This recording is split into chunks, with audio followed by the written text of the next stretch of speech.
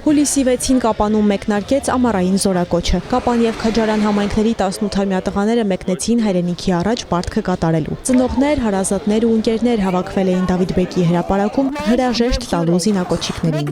Բարի ծառայություն բոլոր զինծառայողներին, անփորձեր ադարձ։ Հորանսեք ճանապարհում եւ խաղաղություն, առողջություն, աջակցություն,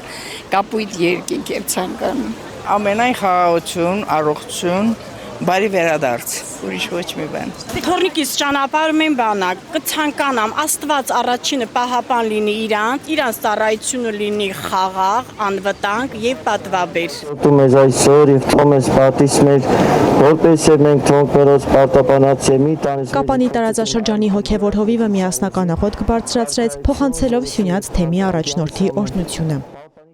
Դավիթ Բեկի ոգով գնաք ծառայության, չվախենալ երբեք, որպեսզի կարողանաք կատարել այն պարտքը, որ յուրաքանչյուր հայի կրում է իր վրա հայրենիքի պաշտպանության համար։ Զորակոչին ելույթներով հանդես եկան համայնքային ու մարզային իշխանությունների, երկրապահ կամավորականների միության եւ զինկոմիսարիատի ներկայացուցիչները։ Նրանք հորդորեցին լինել խիզախ, ծառայել հայ տղամարդու արժանապատվությանը վայել։ Այսօր խորհրդանշական է, որ զինակոչիկներին հայոց բանակ ենք ճանապարհում ազատագրական պայքարի, միասնության եւ ազատատենչ ոգու խորհրդանիշ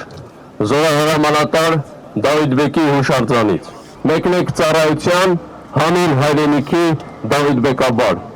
Զորակոչվելով բանակ իր մեջ տանում է իր ընտանիքի, իր համայնքի եւ Սյունիքի մարզի այն ամենավեհը, որը կարող է ունենալ հայ տղամարդը։ Դա նվիրվածությունն է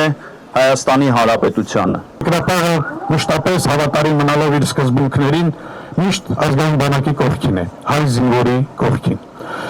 Եղեք առողջ, եղեք հանդուրժող մեկը մյուսի նկատմամբ ամենակարևորը, բայց ոչ հանդուրժող սահմանից այն կողմ գտնվողների նկատմամբ։ Հրամանատարների հրամանները կատարեք անվերապահորեն։ Դա միայն օգուտ կտա ձեզ եւ ծառայության ընթացքում եւ մեծ բաներից եւ մեր ապագայում մենք կունենանք ավելի հզոր, ուժեղ պայստազոր։